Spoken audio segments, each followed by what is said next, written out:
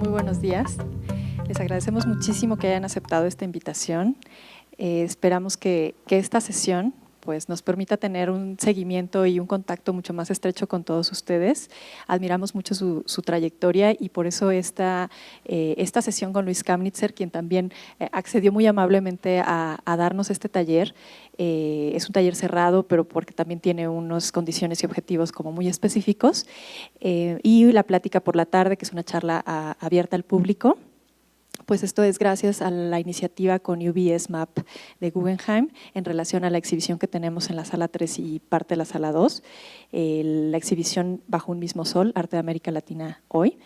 Y agradecemos también al Departamento de Educación del Museo Guggenheim que nos permitió también esta colaboración y que pudimos trabajar de manera muy estrecha para poder realizar todo el programa público que está bastante nutrido y podrán verlo en tanto el micrositio como el día de hoy que vamos a mencionarles algunos de estos eventos. Vamos a trabajar el día de hoy especialmente enfocados en esta publicación que ya les habíamos enviado en un archivo PDF que ustedes pudieron revisar y el día de hoy pues ya tienen su copia impresa. Este es un proyecto que realizó Luis Kamnitzer para esta exhibición desde el año pasado que se hizo en Nueva York. Hicimos unas ligeras adaptaciones para el Museo Jumex y es un proyecto que él desarrolló de manera conjunta con Sofía Quirós y Mari Carmen Ramírez y es un proyecto sobre metodologías para trabajar piezas de arte con arte contemporáneo y tomando en cuenta los contextos que son tan importantes en las piezas que tenemos ahora en la exhibición. Entonces, el día de hoy vamos a platicar un poco de cómo se desarrolló esta guía y de las ideas, la filosofía con respecto a la educación, a la relación entre el arte y la educación y qué papel tenemos como museo y qué relación tenemos con las escuelas de arte. Entonces, por eso es que fue tan específica esta selección y por eso queríamos también agradecerles que hubieran aceptado hacer este ejercicio, donde el museo empieza varios proyectos en relación a la educación y a la reflexión sobre qué nos toca hacer a nosotros de esta parte. El equipo de educación, que somos, una servidora Ana Cristina Flores, los que ya estuvieron en contacto con María Cristina Torres también, con Cristian Camacho y Alfonso Santiago, pues somos el equipo que vamos a darle seguimiento a todo esto y que podemos resolver sus dudas y que podemos trabajar con ustedes. Les agradecemos y muchas gracias a Luis Kamnitzer, artista, teórico, crítico, multitask. Muchas gracias. Bueno, buenos días. Primero quiero aclarar que hubo un pequeño malentendido porque yo creía que iba a dirigirme a los mediadores del museo sobre la muestra en concreto y recién hace media hora me enteré que el público es totalmente distinto. Entonces lo que tengo preparado en realidad está enfocado en la muestra, pero creo que no importa demasiado, o sea que los temas que voy a tocar son generales y se pueden extrapolar. La imagen que está ahí, que parece banal, en realidad para mí es una imagen política en donde uno tiene que decidir quién define el futuro, quién tiene acceso, quién define el pasado y qué relación tenemos con ese cronograma, quién digiere el futuro y lo hace presente y después lo deja como restos para ser consumidos.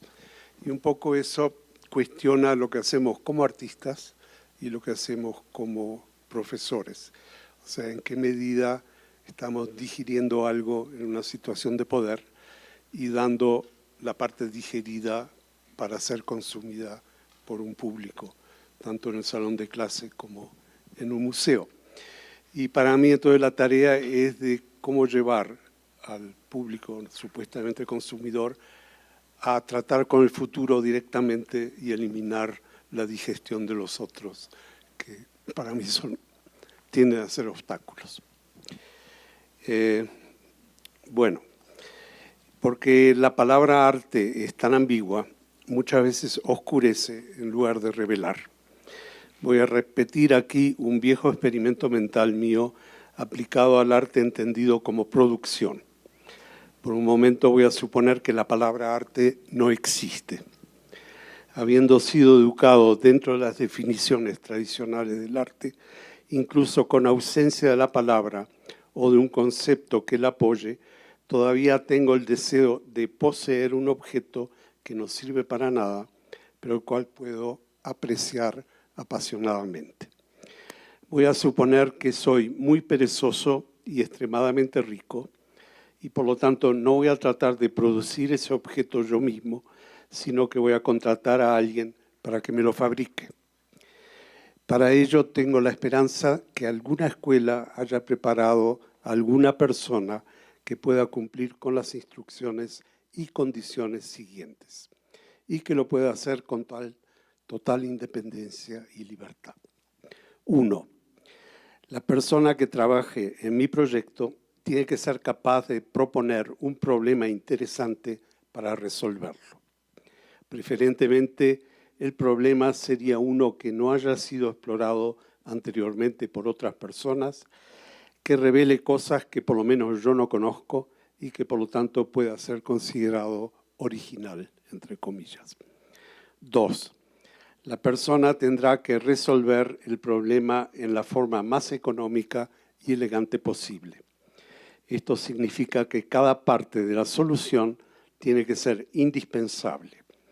La solución tiene que corresponder al problema en forma perfecta, sin digresiones, y mantener la complejidad mientras se elimina la complicación. 3. La forma dada a la solución tiene que ser comunicable. Queremos entender en algún nivel qué es lo que está pasando y qué es lo que estamos pagando. También queremos que otra gente nos admire por haber encargado esta obra y con ello haber contribuido a la cultura. 4. La ejecución de la obra tiene que ser lo más perfecta posible.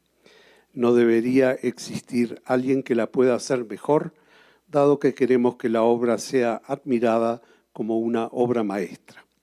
Tiene que ser impecable desde el punto de vista artesanal, equilibrando con precisión las necesidades exigidas tanto por el problema como por la comunicación requerida para la solución. Y 5. La relación existente entre problema y solución tiene que ser lo más cercana posible para que la obra sea paradigmática. En otras palabras, la pieza tiene que servir de referencia y convertirse en un punto de partida para creaciones subsiguientes. Una vez satisfechas estas condiciones, podemos volver a utilizar la palabra arte. Esta última condición, la de obra paradigmática, seguramente aumentará su precio, pero esto no importa, ya que soy rico y me puedo dar el lujo. Además, todo esto puede resultar una buena inversión. Me puede producir más dinero en caso que trate de venderla, me establecerá como un mecenas esclarecido y si agrego un poco de dinero, incluso puedo lograr que le pongan mi nombre a alguna institución cultural mientras todavía estoy vivo. En lo que se refiere a la educación del arte, esto significa que como artistas o como público ya no estamos tratando con el tema de la apreciación del arte. Estamos, en cambio, utilizando un control de calidad durante y después de la producción. La apreciación del arte es una internalización del canon en el cual la calidad es impuesta.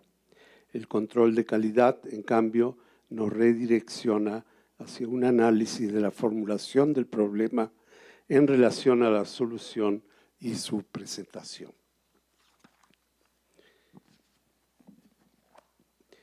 No voy a discutir aquí recetas o métodos para recorrer la exposición. Esta es una actividad que los museos ya tienen resuelta y es autoevidente para los que trabajan en ello. En todo caso, voy a cuestionar un poco el protocolo aceptado. Lo que me interesa aquí es discutir temas que me parecen mucho más importantes, especialmente para este tipo de exposición, que la apreciación del arte convencional. En cierto modo, esta muestra trae a la superficie con bastante claridad el conflicto ignorado, pero que existe, entre el arte y los museos que la muestran. Es un conflicto en el cual ustedes como mediadores o como profesores están en medio del campo de batalla, en el cruce de fuego y sin saber exactamente qué partido tomar, sin siquiera tener conciencia que hay un partido para tomar. Si es cierto que en esta muestra hay objetos de arte, pero eso probablemente sea justamente el obstáculo más grande con el que se van a encontrar para cumplir con la tarea que les toca. Recuerden que estoy hablándole a los mediadores. Voy a empezar con el punto de vista del curador de la muestra, que ya de partida trasciende el arte en su sentido estricto. Leyendo el texto de Pablo de la Barra, se ve que está utilizando objetos, videos e instalaciones, pero que lo hace como respectivas puntas de icebergs. Pablo quiere que cada una de estas expresiones y todas ellas como conjunto sean ubicadas en un contexto intelectual muchísimo más amplio del que usualmente se le atribuye a las obras de arte. La exposición trata de lo socioeconómico, del contexto político, de la diáspora, del centro y periferia, de emigración e inmigración, de verse uno a sí mismo como parte de la otredad y de la discusión sobre quién podría ser esa otredad. Es una ensalada enorme aterrizando sobre el público y un montón de icebergs pesa mucho más que un montón de obras de arte. Luego están los artistas. Dados los filtros utilizados por el curador, los artistas no son autores que utilizan su obra como una estación final del proceso. Son obras que sirven como escalones. A veces son escalones que conducen hacia el espectador, pero más veces que no, el espectador luego es utilizado como un nuevo escalón que se dirige a la sociedad en general. Esto significa que ni la obra concreta ni el mismo iceberg pueden ser estimados como demasiado importantes. El artista puede estar buscando una empatía, pero generalmente es una empatía con los sistemas que están detrás de la obra y la generaron. Las obras pueden haber sido producidas para lograr una comprensión de los por qué, que a su vez desencadenan una serie de por qué y posiblemente también una serie de por qué no. Pueden ser también una demanda de una renovación de metáforas para alcanzar lo poético, pero raramente fueron obras creadas para lograr una satisfacción hedonística causada por la contemplación de la belleza. Diría que ambos, el curador y los artistas en esta exhibición, se preocupan por la activación, exploran su propia ubicación como también la ubicación del espectador y además la ubicación relativa de las ubicaciones. De manera que esto nos lleva a discutir al espectador. La pregunta allí es si el término espectador corresponde en este caso y el cómo se aplica. En primer lugar, espectador, observador o público son todos términos genéricos. Se debería explorar quién crea esos términos para esta ocasión o para cada ocasión y la razón de su creación y a qué intereses sirve. No me refiero a la filología, sino a la categoría, porque la categoría separa y aísla a la gente.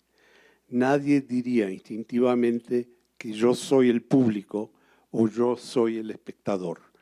El uso del término requiere hacer un balance de la situación en la que uno se encuentra y generalmente esto no se hace superficialmente.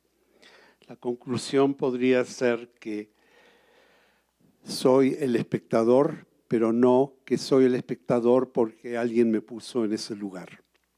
Esta última declaración es problemática porque a pesar de todos los símbolos y avisos que prohíben tocar y sacar fotografías de las obras, y a pesar de los guardianes que aseguran que las órdenes se cumplan, es obvio que también fuerza la consideración de cantidad de preguntas sociales. Son preguntas que se refieren a la propiedad de las obras, a la naturaleza de los espectáculos y a las costumbres sociales. Por lo tanto, espectador y público son términos que el museo crea dentro de una generalización muy amplia y conveniente para la institución. Tanto el curador como los artistas también crean estos términos, pero en una forma más matizada y a veces con la intención de un cuestionamiento. En esta exposición, la razón de la matización es porque muchas de las obras tratan de los problemas de identidad. Por supuesto, está la pregunta de quiénes son los artistas, pero también tenemos la identidad de aquellos que vienen a visitar la muestra. Tenemos al espectador que quiere verse a sí mismo en una manera más precisa o para entenderse mejor. Ese sería un espectador que los artistas definirían como uno de los nuestros. Y luego están los espectadores que los artistas clasificarían como parte de los otros. Aquellos que pertenecen a la población local a la que los artistas a lo mejor no pertenecen y vienen a ver una muestra de lo que ellos consideran que son los otros. Este juego de otredad fue muy importante en un nivel relativamente crudo cuando la muestra se exhibió en los Estados Unidos. Hoy en México es un poco distinto y más sutil, ya que hay una identidad común latinoamericana. Pero igual hay que tener cuidado para evitar las simplificaciones. Tenemos que los artistas tienen diversas nacionalidades y ópticas distintas. Algunos son nacionalistas, otros continentalistas. Algunos miran desde el presente de la localidad a lo que los llevó la diáspora hacia el lugar de origen que quedó en el pasado. Otros viven en la nostalgia y miran desde ella. O se ubican en problemas de género por encima de todos los otros problemas. Y finalmente, otros no sienten que el problema identitario es tal y que el arte lo trasciende todo. Desde cualquier punto de vista, tendemos a olvidar que no soy yo el que es el otro. El otro siempre lo eres tú, no importa cuáles sean las circunstancias. Esto entonces me lleva al museo. Las intenciones de un museo casi siempre son distintas a las intenciones de los artistas y la relación no es de comunidad en la misma misión, sino la conveniencia mutua. La otredad es tratada con ecuanimidad, con cierta distancia que a veces relega una muestra al nivel de lo exótico. Como artista que forma parte de la muestra, a mí me interesa otra cosa, casi al margen de todo esto, y es que el público se active. El activar quiere decir que yo no declaro mi opinión sobre la otredad o sobre otros temas, sino que trato que el visitante especule sobre los temas por sus propios medios.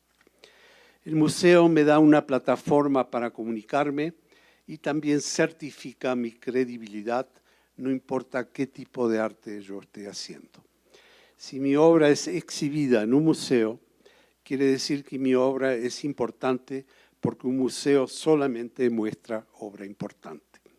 El museo, por su parte, trata de convencer que lo que muestra es importante y en ese sentido está trabajando para sí mismo, pero también para mí. Esto suena muy simple, pero no lo es. En el caso del Museo Guggenheim, en realidad esta muestra llenó un hueco cuya presencia era incomprensible. Allí, a lo mejor, los artistas le hicimos un favor más grande al museo que el museo a nosotros. La historia del museo con respecto a América Latina consistió en una exposición intitulada La década emergente, en 1966. Luego una pequeña muestra de Torres García en 1971, Soto en 1974, la parte latinoamericana de su colección en una muestra aniversario en 1987 y Félix González Torres en 1995. El único artista latinoamericano invitado a las varias versiones del difunto Premio Guggenheim fue Antonio Díaz en 1971. Quedan dos casos ambiguos, el de Øyvind Falström, quien nació en Brasil y se fue a los 11 años, y el de Alfred Jensen, nacido en Guatemala, de donde se fue a los 7. No sé cuánto la infancia afectó sus obras. Hablé una vez con Fahlström en 1964 y me dijo que sí, pero en general está fichado como un artista sueco que fue activo en Nueva York. De cualquier manera, la adquisición de las obras en la exposición por el Guggenheim sirve para poner al día un poco su imagen internacionalista y al mismo tiempo le dio fuerza a la presencia de una serie de artistas en el ámbito estadounidense. La muestra en Jumex reafirma esa fuerza, ya que el museo tampoco expondría obra que no es importante, y aquí y ahora esa importancia es multiplicada para todos, Jumex incluido. En México la muestra ya no es solamente importante, sino que es importante al cuadrado. La importancia inicialmente dada por el Guggenheim en Jumex, por lo tanto, aumentó exponencialmente y todos estamos muy contentos. Al fin de cuentas, obviamente yo no trabajo para el Guggenheim, al fin de cuentas, el negocio del arte es una organización de ayuda mutua dirigida a subir los precios en el mercado y a alimentar a las compañías de seguros. Pero volvamos al tema de la identidad, que tiene cierta importancia y que me parece que es algo importante para los mediadores, justamente por la matización que mencioné antes. Isidore Ducasse, conocido como conde de Lautréamont, es aceptado por la historia del arte hegemónico como francés y vagamente originador del surrealismo. Ducasse nació en Uruguay en 1846 y se fue a los 14 años a París. Volvió al Uruguay de visita en 1867 y luego adoptó el nombre de Lautréamont, en parte como alusión al otro monte que sirve de nombre a Montevideo, gracias a su gran montaña que tiene 300 metros de alto.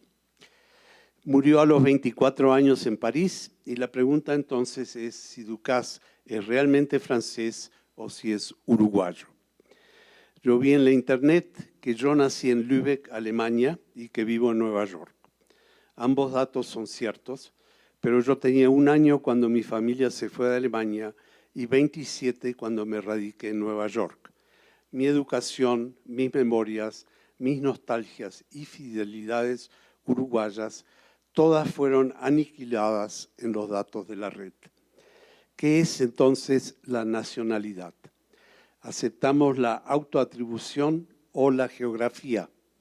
¿Es el porcentaje de vida que se vivió en una geografía? ¿Es la influencia cultural? Carla Zaccagnini en esta exposición es de Argentina, pero vive en Brasil y en Suecia. Dominique González Forster es francesa, pero vive parte del año en Brasil. Lago Marcino nació y vive en Suecia, pero es argentino. Todos estos casos, con la falta de respuestas claras, obligan a especular sobre qué es lo que unifica al grupo de artistas en esta exposición. Un tipo de respuesta ayuda a establecer el compromiso del Guggenheim y quizás de Jumex con el arte latinoamericano. Otro tipo de respuesta sirve para ampliar el concepto de un arte global desvinculado con lo local, algo posible para el Guggenheim, pero menos probable para Jumex. Entonces tenemos que el arte es uno y global o es una multiplicidad de expresiones locales. ¿Qué cosa es buen arte? ¿Es algo que se puede medir internacionalmente o hay que respetar los valores locales, con lo cual lo que es malo en un lado puede ser bueno en otro? Y lo local se determina por la geografía o por el contexto cultural. Son todas preguntas que se tocan en el manual para maestros y que son importantes para sacar al público de una mera apreciación formal de las obras. Aparte de todas estas preguntas y temas complejos, la función de un museo es supuestamente la de presentar y certificar la calidad de las obras de arte expuestas. La tarea del curador es la de poner en cierto orden lo que de otra manera no sería más que una acumulación de artefactos. Esto significa lograr un diálogo entre las obras que clarifique el orden que se quiere mostrar. El deseo del artista, aparte del desarrollo y éxito de su carrera personal, es dejar alguna marca en la sociedad. Esta marca a veces se hace cuestionando la noción que el museo tiene sobre lo que constituye la calidad. Esa noción de calidad también se denomina el canon y, por tanto, el artista puede considerar la posibilidad de demoler el museo que ofrece su espacio de exposición. En otras palabras, estamos hablando de una relación bastante tensa existente entre artistas y museos, una relación que no puede reducirse a los aspectos formales de las obras expuestas.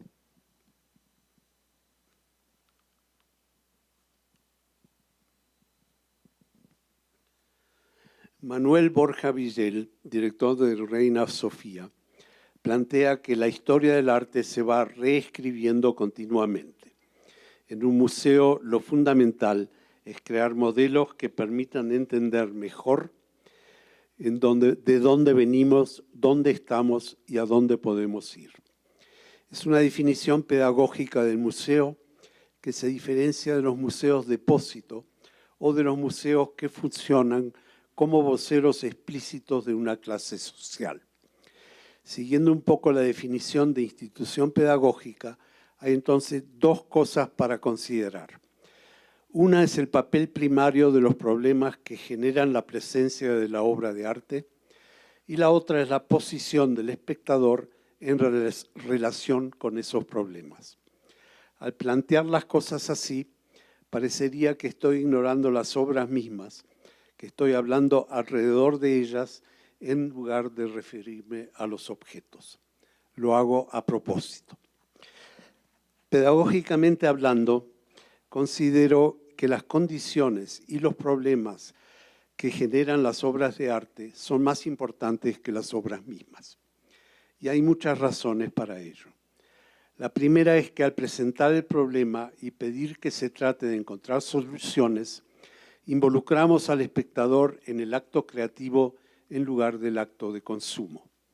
Un acto creativo significa que el espectador se une al proceso del artista en lugar de sentarse esperando que lo alimenten con cucharas y bocaditas. Aun si esta forma de alimentación a veces produce una experiencia placentera, cuando sucede tiene que ser sin condiciones o demandas preestablecidas. Cuando un museo alimenta con cucharita, hay más condiciones y demandas que en un plato de tallarines. Hay un sobreentendido que lo que está siendo exhibido es memorable, porque si no lo fuera, no estaría en la muestra y por lo tanto hay que aceptarlo como tal.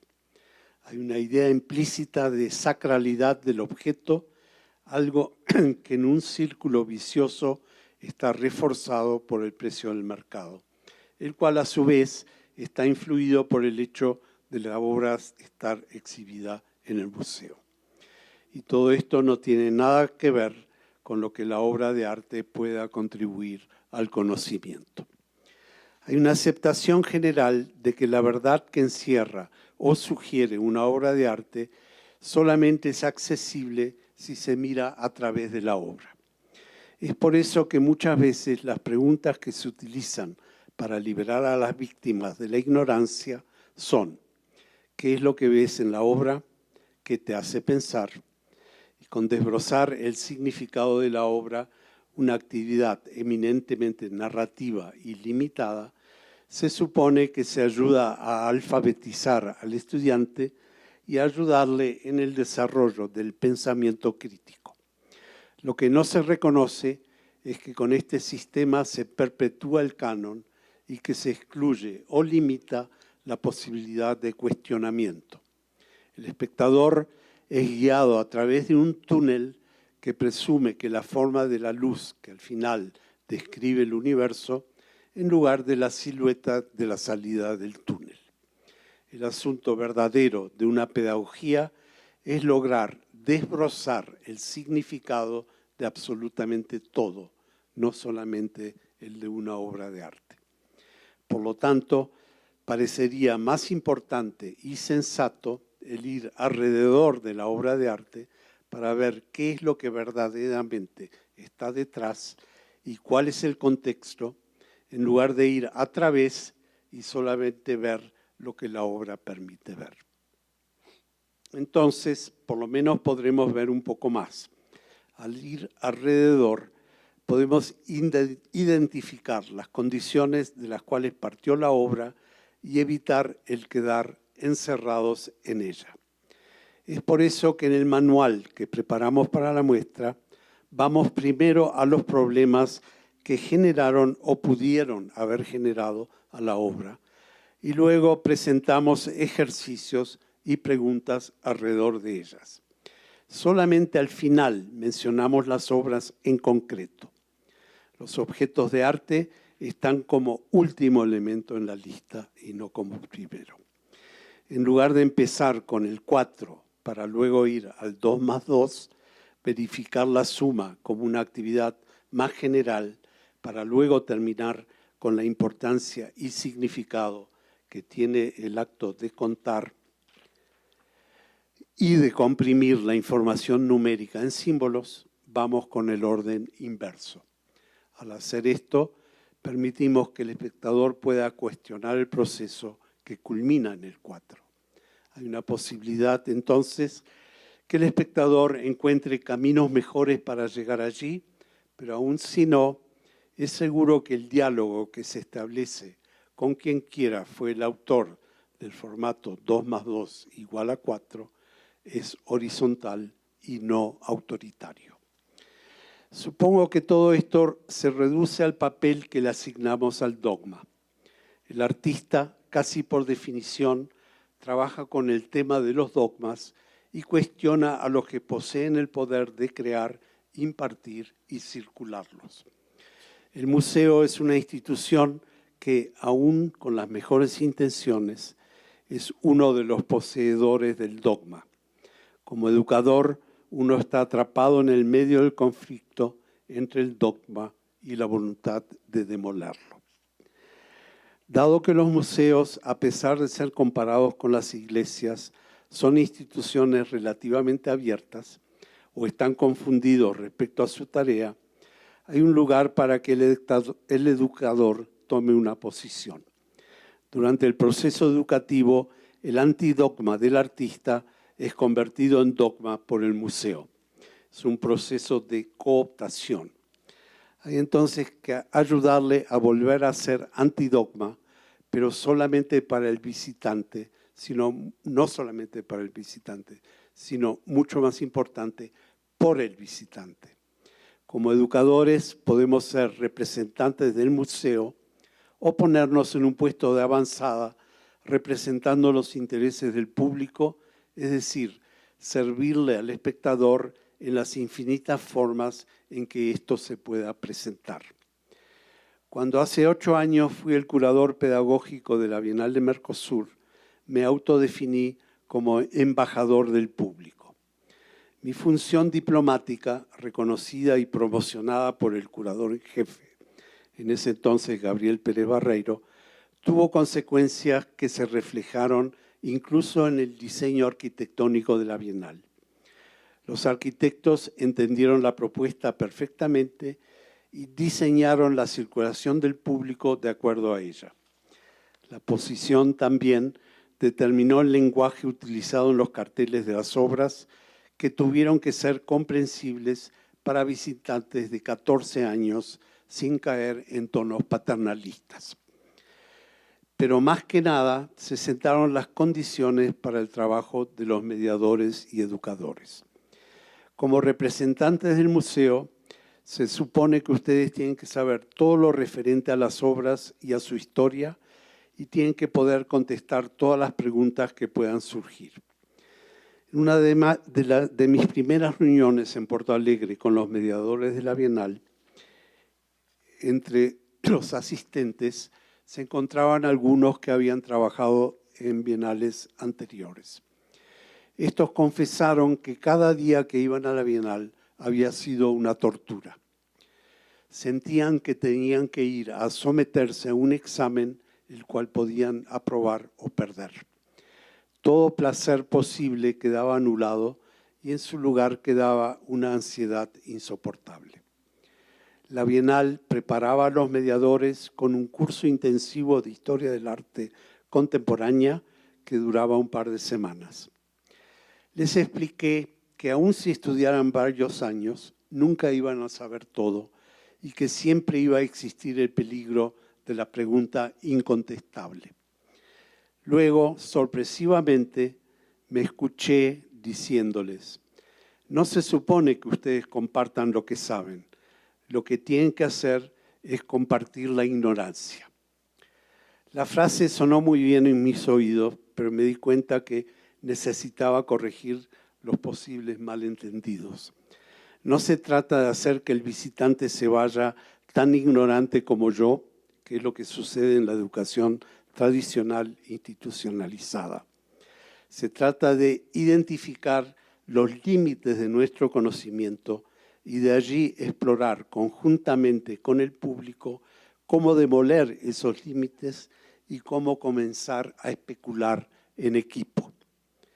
Esto parecía más razonable y luego, viendo a los mediadores en acción, obviamente también fue razonable para ellos. En lugar de dar charlas a los visitantes, esperaban tranquilos a que se les preguntaran cosas. Y muy rápidamente empezaron a pensar con el público en lugar de pensar para el público. La nueva atmósfera tuvo otras consecuencias también. En algún momento los muchachos decidieron publicar un boletín con ideas pedagógicas que circuló entre ellos. Muchos comenzaron a crear sus propios ejercicios en el espíritu de la Bienal para compartirlos con los maestros que traían sus clases a las salas pedagógicas. Y algunos, más relacionados con el arte, hicieron performances espontáneos en distintos lugares de la ciudad. El rol tradicional del mediador es un subproducto ideológico de cómo concebimos la historia del arte. Aceptamos la historia como un artefacto que tiene una forma con un principio y que lentamente se va moviendo hacia adelante, y no importa en este caso qué es lo que quiere decir adelante. El principio está en un pasado distante y luego la historia va viajando a través de experiencias de las cuales no tenemos la más mínima idea de qué cosas son, por qué pasaron hace mucho tiempo y en un contexto desconocido. El viaje ocurre siguiendo un camino supuestamente continuo, pero que en la realidad tiene la forma de fuegos artificiales completamente caóticos. Y entonces, desesperadamente, tratamos que todo se acomode prolijamente en cubículos que proyectamos sobre el conjunto para que con ismos y movimientos tengamos la sensación que estamos dominando toda la información. No causa mayor sorpresa que los mediadores de la Bienal se habían sentido intimidados. Los mediadores eran todos estudiantes universitarios de distintas ramas y la mayoría de las veces sin conexión con el arte. Eran contratados solamente para la Bienal. El único requerimiento era ser estudiante universitario. El modelo que introdujimos en la Bienal implicó un cambio ideológico, el cual quizá por eso facilitó el proceso. El cambio consistió en pensar en la forma siguiente. No conocemos realmente el pasado distante y trabajamos con él desde un punto de vista antropológico y arqueológico. En otras palabras, proyectamos el presente o lo que conocemos sobre el pasado o lo que no conocemos. Es más razonable entonces proyectar el presente sobre el presente para de allí desilvanar aquellas cosas y eventos que condujeron a este presente. En otras palabras, en lugar de trabajar con un cuento lineal falso que inicia la producción de una obra en algún momento del pasado, comencemos con el día de hoy y vayamos hacia atrás. Comenzar con el día de hoy tiene la ventaja de pararnos en la misma plataforma que tienen aquellos que buscan respuestas. En una muestra de arte contemporáneo, obviamente, esto es mucho más fácil. Pero a pesar de ello, estamos utilizando referencias que no son realmente referencias, sino que son una interpretación contemporánea y muy local, si no provinciana, de esas referencias. El presente es un instrumento pedagógico genial. Si no entiendo una obra de arte que proviene de la misma cultura en la que estoy viviendo, hay muchas razones posibles y todas son bastante fáciles de ser analizadas. Puede ser que no entienda el problema que la obra está tratando de resolver. Esto puede deberse a que el problema no me interesa y en ese caso puedo ignorar el asunto, obra e intención. Puede ser que no sepa lo suficiente para compenetrarme con el asunto, en cuyo caso puedo tratar de aprender lo necesario. Puede ser que la obra sea demasiado autorreferencial o que se base en una jerga que se me escapa. Entonces puedo adquirir las herramientas necesarias o quizás no. La obra puede estar dirigiéndose a un público distinto al cual no pertenezco. Tengo entonces que decidir si me quiero integrar a ese público, ver si es posible integrarme o incluso si se me permite formar parte de él. Parecería que este campo de enfrentar las posibilidades es más útil para el visitante, al mismo tiempo que para el mediador el ayudar en estos enfrentamientos es una tarea importante. Una vez que todo esto está aclarado, todavía queda otro paso. Al decir aclarado, me refiero a la comprensión de las razones por las cuales la obra presentada existe. O mejor aún, cómo se justifica que la obra exista y sobreviva en lugar de terminar en una pila de basura o dejarnos con ganas de depositarla en ella. Este paso necesita que determinemos la inevitabilidad de la obra. La inevitabilidad no está relacionada al gusto, a la demanda o al canon. Inevitabilidad significa simplemente que la solución se adapta perfectamente al problema y que no hay otra manera de hacerlo. La verificación de esto se hace por dos vías. Una es por medio de un análisis impersonal, digamos, objetivo. La otra es ver si uno puede encontrar una manera mejor de solucionar el problema que aquella que fue presentada por el artista. Estas observaciones no son tan simples como suenan, porque el problema presentado por el artista no es necesariamente detectado con facilidad. Cuando el problema no es detectable, es la responsabilidad del espectador el atribuirle un problema a la obra. En otras palabras, es el visitante el que comienza a crear y a buscar la integración perfecta. Es algo así como, aquí tienes una respuesta y lo único que sabemos es que es una respuesta. Entonces, ¿cuál es la pregunta para la cual esta respuesta es perfecta e inevitable?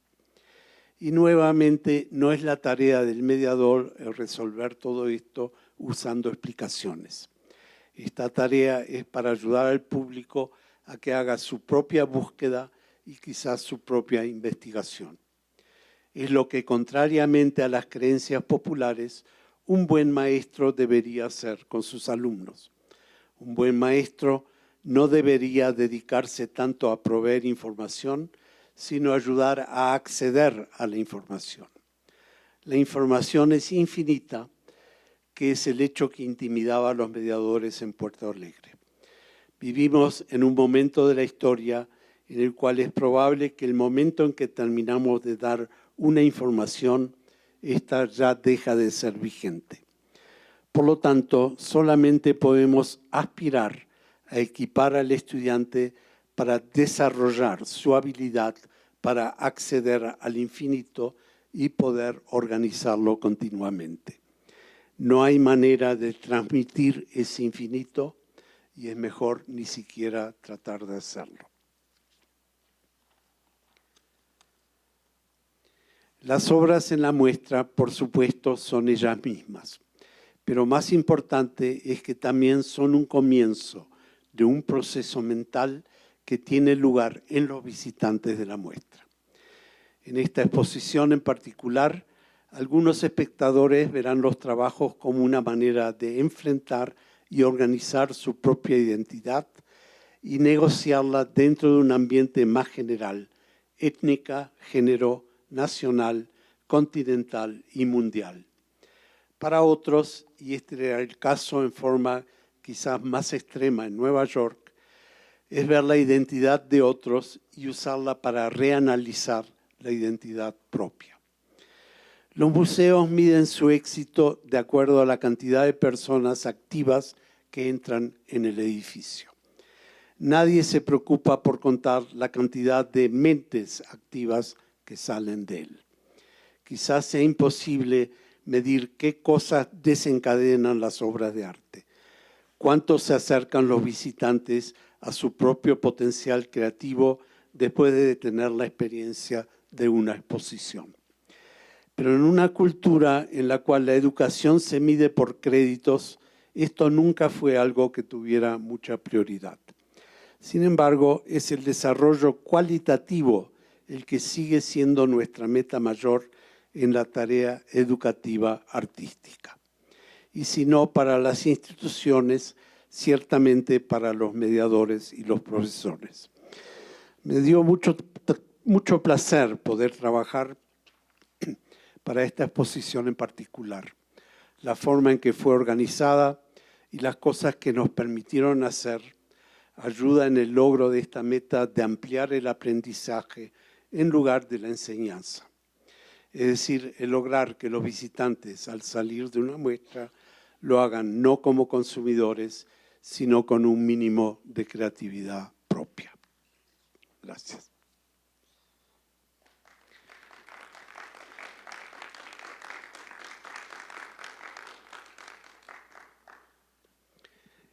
Bueno, ahora está abierto el foro para discusión y la idea es que ustedes ya leyeron el manual y tienen preguntas, objeciones, críticas o necesidad de expandir y está abierto.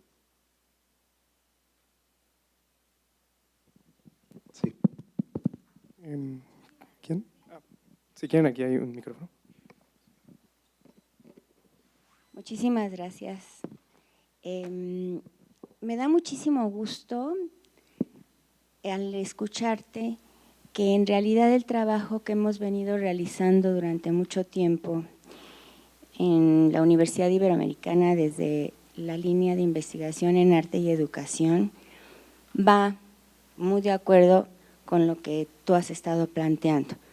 No quiero sonar soberbia ni mucho menos. La experiencia que he tenido durante 18 o 20 años en este campo me hace, por un lado, estar tranquila de saber que hemos ido por buen camino. Y en este sentido yo diría que no solo yo he puesto a un lado la obra de arte y al artista para que se conviertan en sí mismos con todo respeto, un medio para llegar a otros lados, que es un poco lo que estás planteando tú. En realidad han sido muchos los caminos que hemos estado probando y al final lo que yo he planteado junto, por supuesto, con toda la bibliografía y la literatura que hay al respecto, es que la obra de arte, la reflexión, la percepción, la apreciación inclusive formal de la obra técnica, nos permita tener primero una sensibilización hacia aquello que nos lleve de la mano a reflexionar de manera crítica, divergente, sobre la obra, sobre lo que la problemática de la obra nos puede transmitir en términos técnicos formales, Pero no solo eso, sino lo que está implicando en el conocimiento amplio de la humanidad, de la historia, de la arqueología, del ser humano, en pocas palabras, ¿no? Entonces, el trabajo que yo creo que sí es válido para acercarse a las obras en términos de la parte formal, sensible, para llegar a otras dimensiones, tanto Morán como Garnet, como todos estos que piensan en la educación para el futuro, como tú, que en realidad es el futuro a lo que hay que hablar y dejar el pasado en esa condición que pones tú, tiene que ver con formar personas de otra naturaleza. El mundo está en una problemática horrorosa que comienza, creo yo, por la falta de respeto que se tiene por el otro, la falta de reconocimiento real que tenemos por los seres humanos que están cerca de nosotros, y eso empieza precisamente con una educación que tiene otro sentido que el llenar de información, que además ya nos rebasa a los profesores como tales. La información está por todos lados. ¿Qué es lo que tenemos que hacer? Dar herramientas efectivamente para que tengan las personas, porque no solamente los niños, argumentos y valores que nos lleve a la humanidad a otro nivel, no a este horror que estamos viviendo cotidianamente y a nivel universal, si se puede decir universal.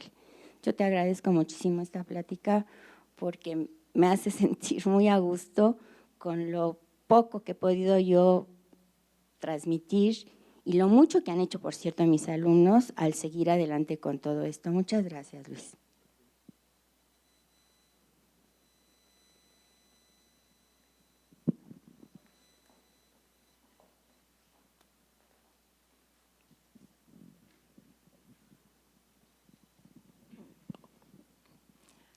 Bueno, las palabras de Luis Kamnitzer siempre son interesantes, pero sigo un poco con la duda de por qué nos convocaron aquí. Porque, bueno, tenía la idea que es un taller, me dicen que es una iniciativa del museo de acercarse a las escuelas de arte, esto lo aplaudo y me gustaría retomarlo después. Veo que Luis no me puede contestar esto porque él pensó que era una reunión de mediadores o son guías de museo, ¿sería? Y de hecho somos personas involucradas en la educación, además de varios de nosotros somos artistas. Entonces, cuando me llegó este guía, también me sacó mucho de onda porque, bueno, voy a retomar lo que tú y también tú han comentado mucho la palabra contexto y ya ves, estoy nerviosa. Y la idea del museo y cómo este museo frente a la educación.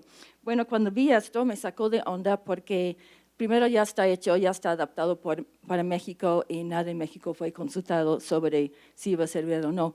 Yo viéndolo y viendo con mis maestros, se nos hace un poco, bueno, no más he hablado con uno, pero vamos a ponerlo plural, porque intenté hablar con más. Se me hace que, digo, bueno, es demasiado hecho, ¿no?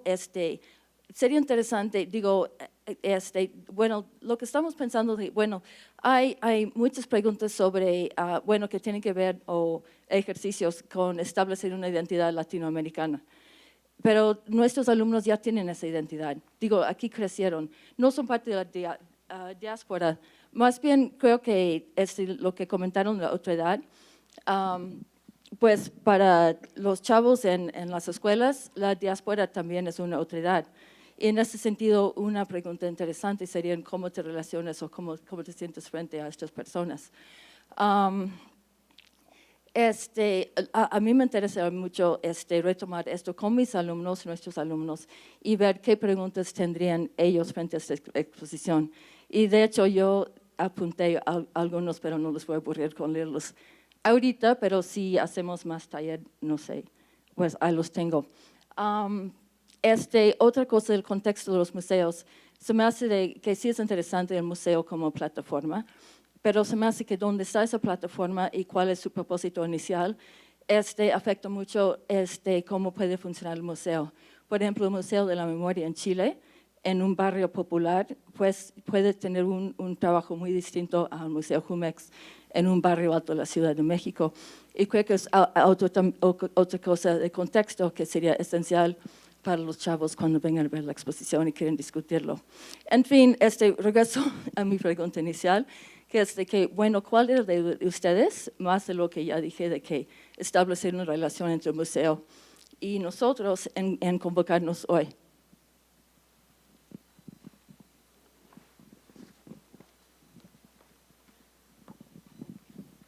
Creo que sí, como decía Luis, hubo como una confusión en las negociaciones de las actividades, porque lo hicimos también en colaboración con el Departamento de Educación de Guggenheim. Lo que sí es cierto, como dices, es que la exhibición fue preparada para otro contexto, fue para Nueva York, y trabajamos en el Departamento de Educación para adaptar algunas cuestiones de esta guía a este público, aunque no se modificó significativamente porque quería también como conservar este espíritu de lo que ya se había realizado. En cuanto a la intención de reunirnos aquí, es un poco reconocer esa parte que nos toca a nosotros hacer, como algo que está todavía en proceso.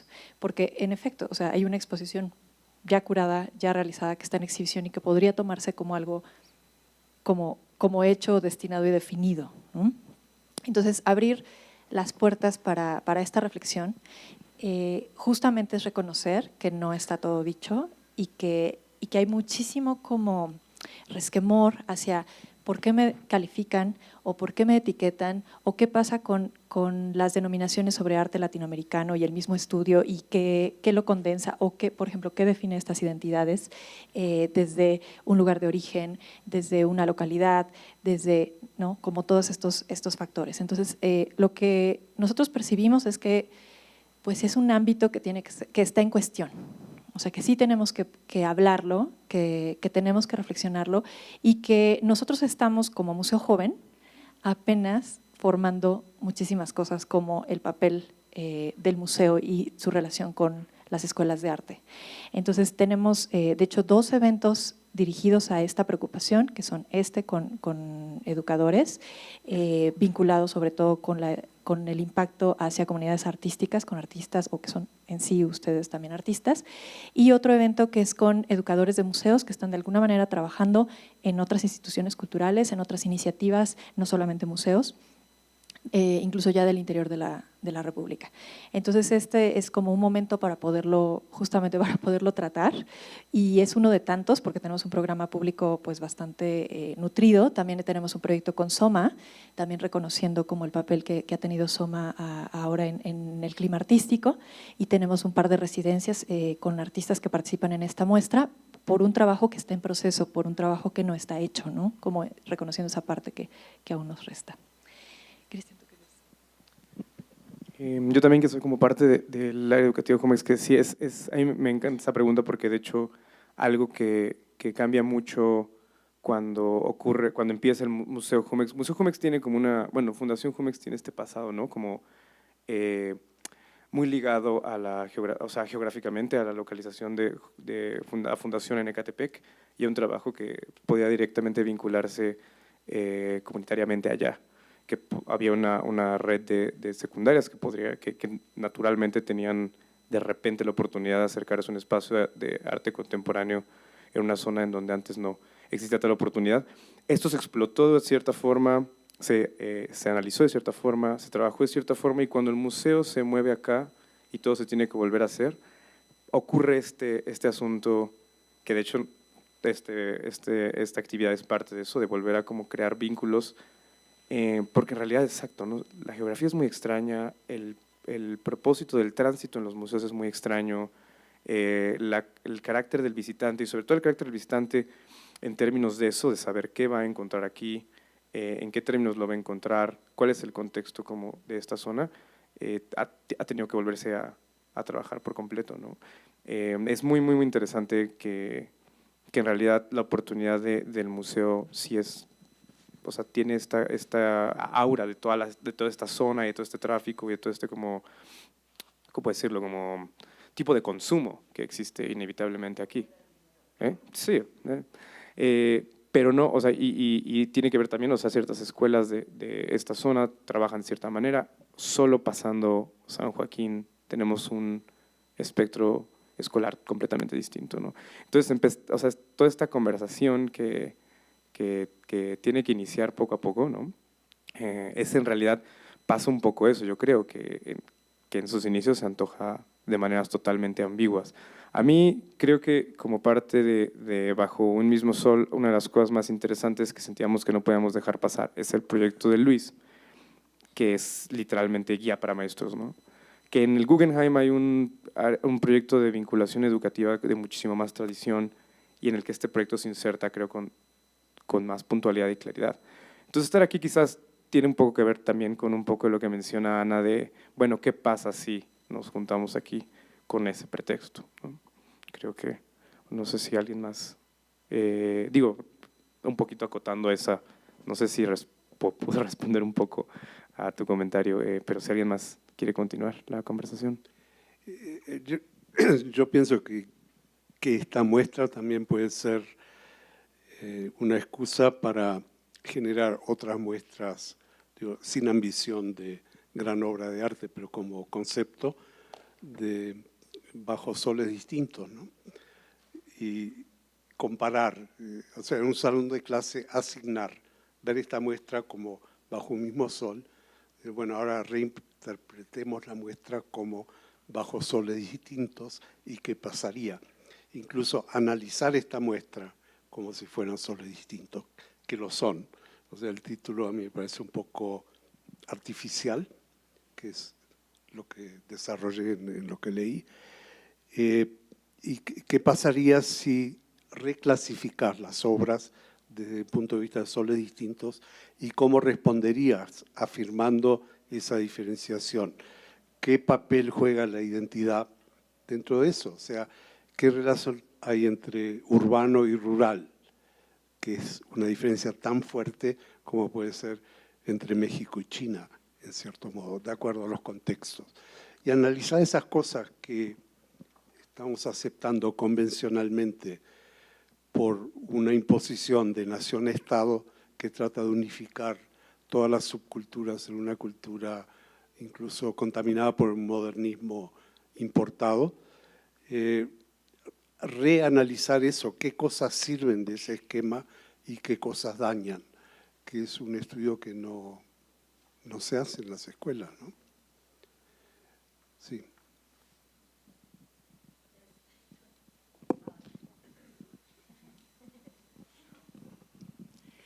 Bueno, se me hace interesante nomás, bueno, gracias, ya empiezo a ubicar la conversación, porque en fin, nomás la idea de que la cosa central es la identidad como latinoamericano, pero se me hace muchos años alguien me preguntó, ¿tu obra pudo haber sido hecho por un hombre? Y dije, no, pero tampoco por otra mujer.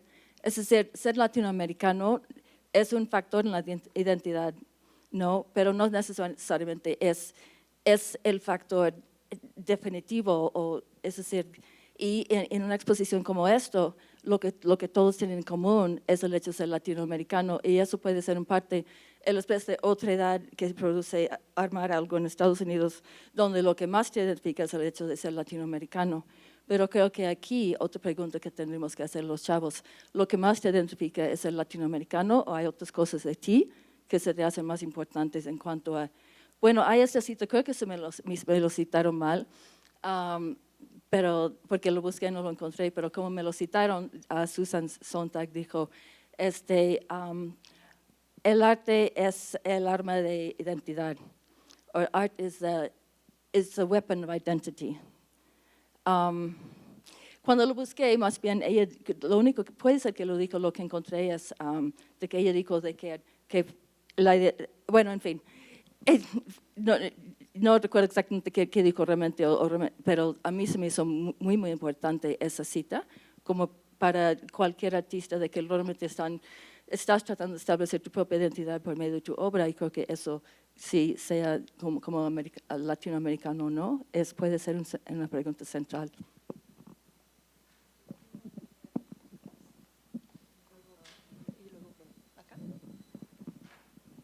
Gracias. Me encantó estar aquí, escucharte, leerte. Yo soy profesora de arte contemporáneo, historiadora del arte, y me parece que estamos como en el centro de lo que es la representación. La imagen, en todas sus diferentes acepciones, lo que hace es representarme y representar al otro. Entonces, aparte de destruir todos estos estereotipos, desarmarlos, hacer esta autorreflexión que me queda transparente, me parece que también lo que estamos viendo aquí es que hay una necesidad innegable de pertenecer. Sería como la contraparte al estereotipo, ¿no? El estereotipo es algo artificial, construido, modelo, absolutamente que tenemos que desarmar. Pero por otro lado, hay esta necesidad de pertenencia. ¿Cómo percibes tú esta, o no lo percibes así, de que necesitamos pertenecer? No, creo que sí, que necesitamos pertenecer, pero creo que ni la identidad ni la pertenencia son programas racionales que se pueden superimponer sobre lo que hacemos. O sea, si yo me propongo hacer arte identitario, seguramente lo que hago es kitsch y no arte identitario. Entonces la identidad es algo que es a posteriori, que identificás después que sucedió y no antes. Y hay un ejemplo en Latinoamérica muy claro que fue que en los años 80 hubo un esfuerzo de hacer arte identitario que terminó en absorber artesanías populares y llevarlas al arte canónico, y que fue un movimiento totalmente estúpido y artificial para poder poner la etiqueta tenemos identidad.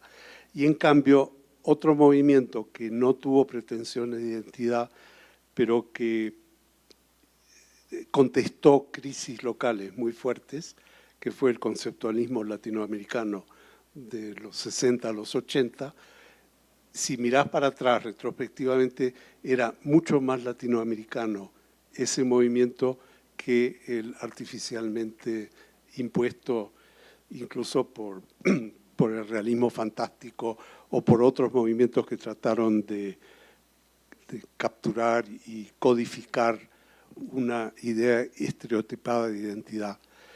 Y la otra, que no tuvo ambiciones, sino puramente había una crisis, había que resolverla en términos locales, y lentamente hizo una configuración que identifica al continente mucho mejor que el folclore o que esas cosas. Pero la pertenencia en ese sentido no es una pertenencia artística, es una pertenencia social y política y una consecuencia económica.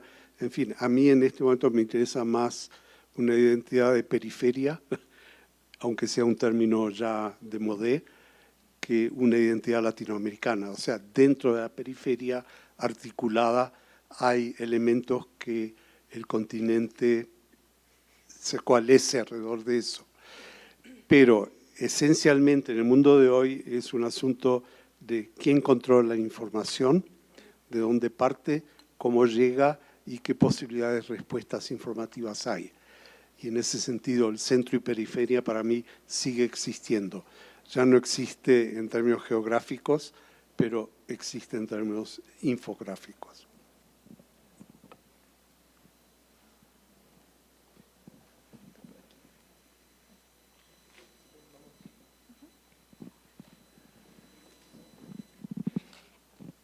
Bueno, pues antes que nada, muchas gracias por la plática, pero o sea, yo veo que esta es una guía para maestros. Yo no soy maestra, yo trabajo en una colección de arte contemporáneo y sobre todo me gusta involucrarme con temas educativos y que tengan que ver con el público.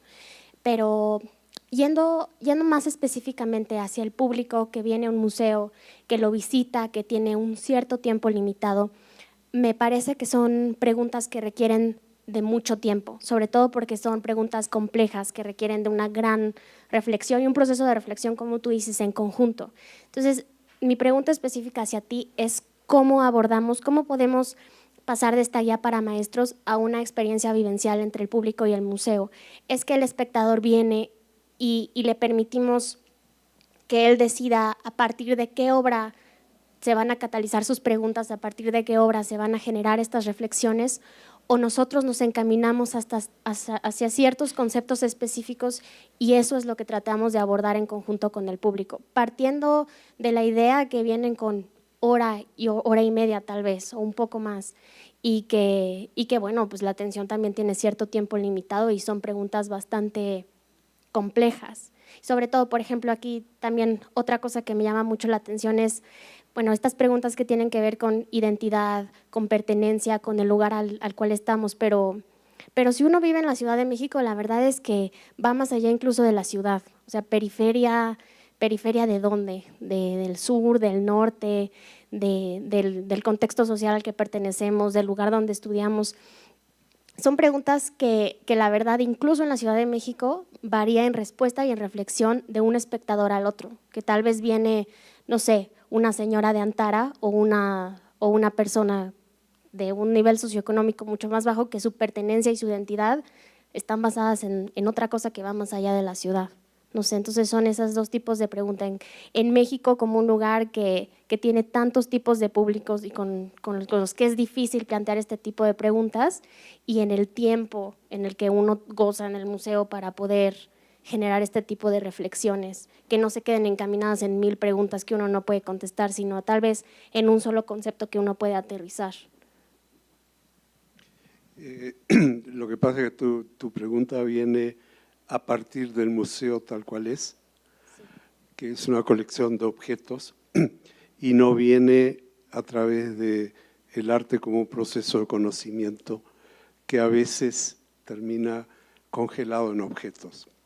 Entonces la persona que viene al museo viene a ver cosas, y si no le mostras cosas no va a venir al museo en una de esas. El asunto entonces es qué tipo de museografía puede crearse para invertir ese proceso. Y a lo mejor lo que hay que exponer son dilemas y no objetos, y enfrentar al público con preguntas que tenga que pensar, y en algún momento sí presentarle objetos, pero como se le puede presentar un libro o cualquier otra respuesta a ciertos dilemas. Entonces, en cierto modo, el congelar todo este asunto en objetos de arte ya es problemático. Y estoy hablando utópicamente, ¿no? El concebir al museo como una prisión de objetos y no como un espacio totalmente abierto de retroalimentación mutua, ya te limita la presentación. Para mí un museo en realidad no importa dónde está ubicado, o sea, a mí no me importa que esté acá, incluso que esté frente al Museo de Slim, me parece que genera un diálogo increíblemente fértil, ¿no? A mí me movió el piso ver el museo, o sea, lo detesto todo lo que está haciendo, pero al mismo tiempo, después de un enjuiciamiento intestinal, tuve que pensar, en realidad no tengo derecho a enjuiciarlo, sino que tengo que cuestionar qué significa que ese museo exista y por lo tanto qué significa que este museo exista y qué significa que uno esté al lado del otro y qué pasa en el espacio entre ambos. Y ese espacio en realidad es el interesante, mucho más que lo que pasa dentro de los dos edificios. Y es con ese espacio que tenemos que trabajar. Y ese espacio se extiende al salón de clase. Entonces, todas estas especulaciones no son tanto para cómo utilizamos la guía esa para el visitante del museo, sino cómo utilizamos esa guía para alguien que todavía no vino al museo. Y preparamos una plataforma, digamos, referida a la adquisición de conocimientos, dentro de la cual, después de un proceso de decisiones individuales, uno viene, ve el objeto y compara ese objeto con las decisiones. El proceso tradicional es mirar la obra, tratar de entender qué lenguaje fue empleado, qué referencias hay, y mirar el mundo a través de la obra, que es el túnel que yo estaba criticando.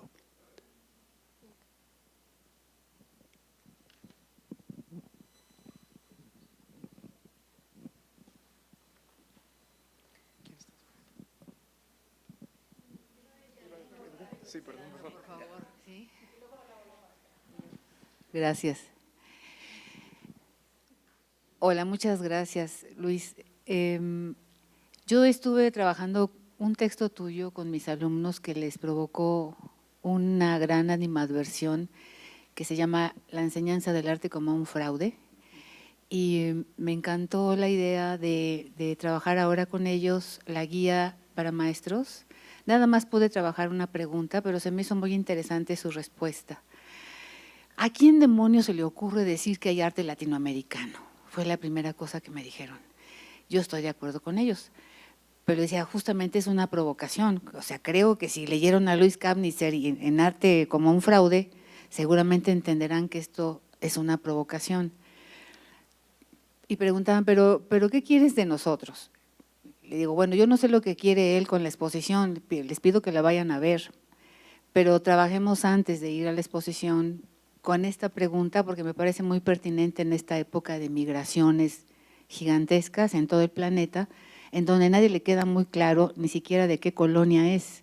Cambiamos hasta de género de una estación a la siguiente, entonces creo que estos cambios que nos dejan la identidad bastante vapuleada propician la posibilidad de hacer el siguiente nivel que entiendo que podría tener esta propuesta, que es la obra de arte como un dispositivo. Y creo yo que era el comentario pues, que quería hacer en este nivel. La pregunta, sin el objeto, generará una cosa. El encuentro con el objeto, y si el objeto funciona como dispositivo, generará otra cosa. Y aparte, el contexto mismo del objeto dispositivo dentro del museo va a generar también otra cosa, que la pregunta hecha en mi salón de clases, o sea, va a crear otra cosa. La única pregunta que quisieron trabajar es si podían ellos trabajar una pieza de arte chino. O sea, están en eso, espero que logren algo interesante. Les interesó lo chino precisamente porque les molesta mucho que haya vírgenes de Guadalupe hechas en China, ¿no? Por ejemplo, o una serie de artefactos que podrían ser artesanías mexicanas que resulta que están hechos en China. Y creo que hay una animadversión por esta tendencia de los chinos a hacer esas cosas. Entonces, me pareció interesante plantear el encuentro de lo que seguirá siendo, podrá ser latinoamericano, la bronca del imperio que se apropió del continente y la bronca también del complejo de tercermundistas con el que nosotros tenemos que lidiar, ¿no? Que es permanentemente, el arte está en otra parte, el gran arte o está en los museos, o está en Nueva York, o está en Europa, en donde sea, pero no aquí. Y creo que introduce todo el pensamiento postcolonial. Esa pregunta a mí me sugirió todo esto, nada más de leerla, y lo quería comentar precisamente en ocasión de las reflexiones que estabas haciendo hace un momento. Mira, yo creo que la identidad latinoamericana, en cierto modo, es una reacción a esquemas impuestos, ¿no? Y todo lo que está diciendo al final se resuelve en ubicar los problemas en las relaciones de poder. ¿Quién tiene el poder y quién no lo tiene? Y cómo te manejas con eso. Entonces, hay cosas en donde sí tenés que resistir, hay cosas que tenés que ignorar, hay cosas que tenés que cuestionar y hay cosas que tenés que hacer olvidándote de lo otro. Yo como artista pienso que tengo que trabajar para mi barrio y no para un centro. Entonces la cuestión es, ¿cuál es mi barrio? En mi caso, después de 51 años de vivir en Nueva York, mi barrio ya no existe, pues mi barrio es Uruguay de 1950 y 60, y la mitad del barrio ya murió y la otra mitad vivió su propia vida y se desvió de mi memoria. Todo mi barrio está por ahí flotando y nadie tiene acceso salvo mi imaginación. Pero sigo siendo un artista regional, entre comillas, porque mi verificación de la comunicación está en eso y no está en esto se venderá en la galería o no.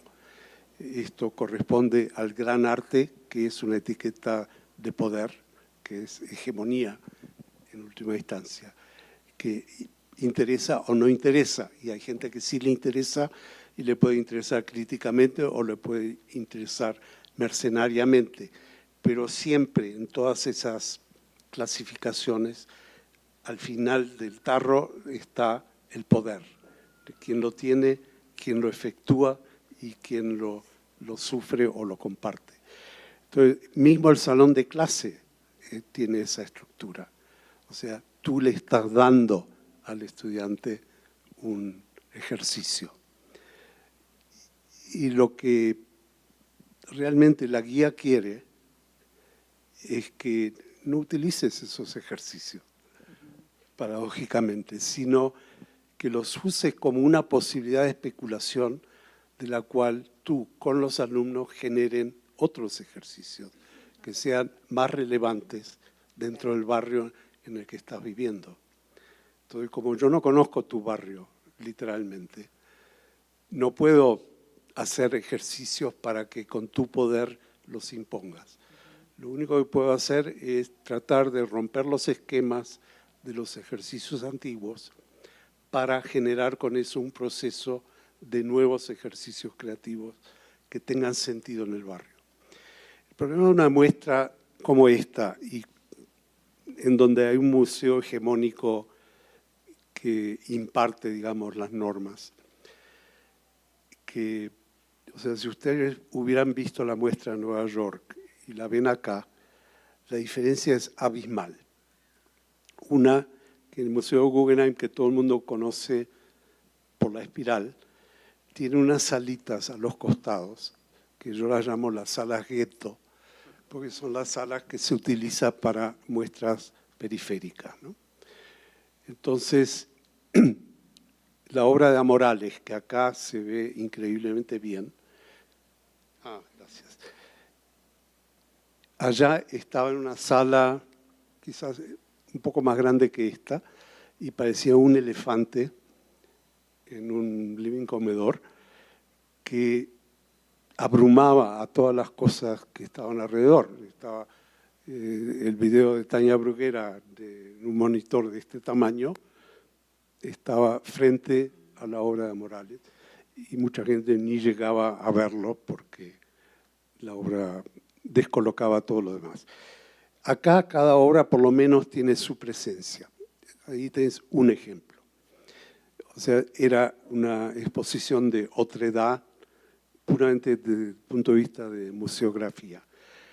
Tenés la otra de que la colección del museo de latinoamericana es una colección no curada. Es una colección hecha por donaciones totalmente incontroladas. Hay cierto nivel de calidad, pero no hay un criterio, ¿no? Y una vez saqué la cuenta a raíz de la muestra de aniversario, de que de acuerdo a la colección, el artista de lejos más importante de América Latina era Jacobo Borges. Sin desmerecer a Borges, que es un buen pintor, si yo analizo la historia del continente como importancia, nunca lo pondría primero. Hay varios. Incluso pondría a Botero antes que Borges. No porque me guste más, sino por como efecto cultural es más complejo, ¿no? Entonces, esta muestra en realidad lo que estaba era rellenando las fallas del Museo Guggenheim. Y Pablo hizo lo que pudo con un presupuesto muy limitado. O sea, el banco no podía darse el lujo de dar más dinero para esto. Todo el mundo está agradeciendo a UBS, menos yo. Tuvimos que rebajar precios en la venta porque no daba el dinero. Hay un Gabriel Orozco, que no sé si lo vieron, es así, y es un cuadro que en realidad no representa la obra de Gabriel para nada, pero Gabriel es muy caro y supongo que eso es lo que el presupuesto permitió para adquirir su obra. Entonces hay cantidad de trabas que vienen de la estructura hegemónica del mercado de arte que no tienen nada que ver con la representación cultural y por lo tanto yo no puedo utilizar esta muestra como representativa de una identidad, no puedo desenrollar una cadena identitaria fiel de lo que pasa en el continente de la muestra, no porque Pablo de la Barra hizo cosas mal, porque la intención estaba muy clara y estaba bien, para mí por lo menos, sino por las limitaciones materiales y culturales que armaron a la muestra. La muestra no partió de acá, partió de allá y se nota, ¿no? Sí. Yo tengo dos preguntas. Sí. Una para ti y una para la gente del museo. La primera me parece como súper importante esta noción de pensar como desde el presente y a partir de ahí articular como el vínculo tanto con el pasado como con el futuro. Pero pensaba como en esta lógica que tú decías de que la pieza no es pensada como el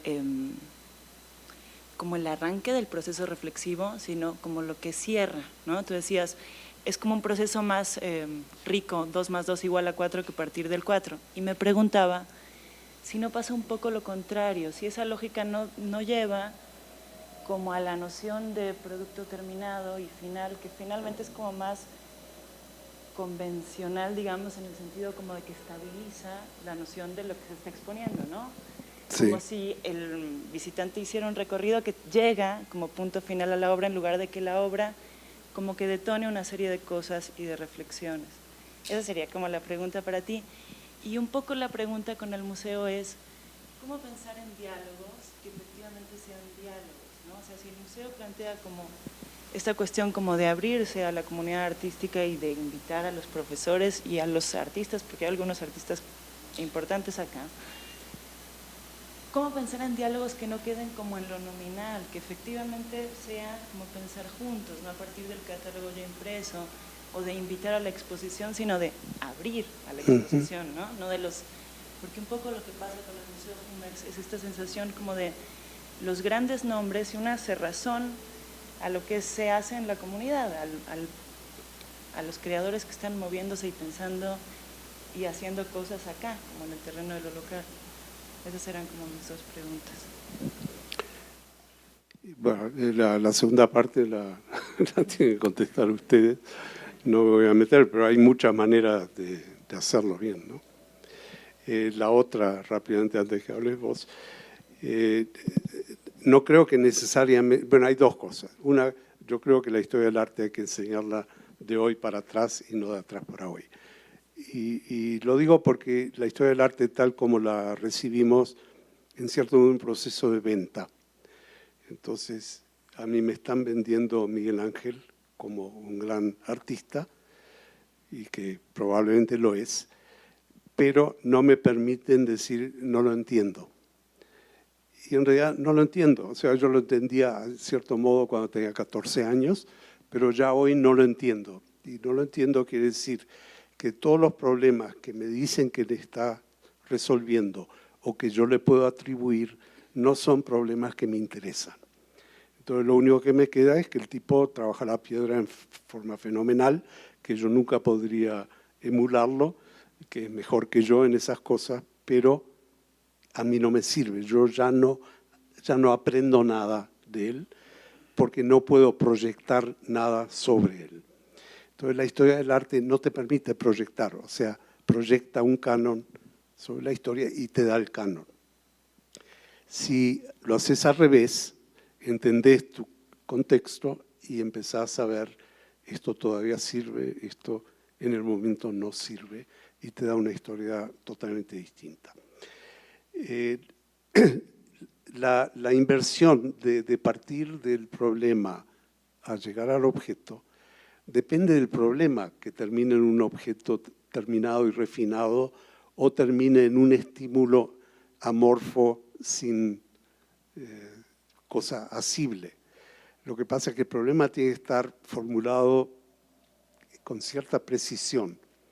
Puede ser, el problema puede ser el llegar a un punto en que no haya solución, por ejemplo. ¿Y cómo hago algo que no pueda referirse a ninguna solución? Que es imposible, pero es un problema interesante, ¿no? Entonces, eso es lo que te afecta el conocimiento, no la apreciación del objeto, sino las condiciones que generan lo que te presentan como arte, que puede ser un objeto o no, puede ser la ausencia de un objeto igualmente. Entonces creo que es un sistema muy abierto. Sobre la parte de esta vinculación y cómo qué significa.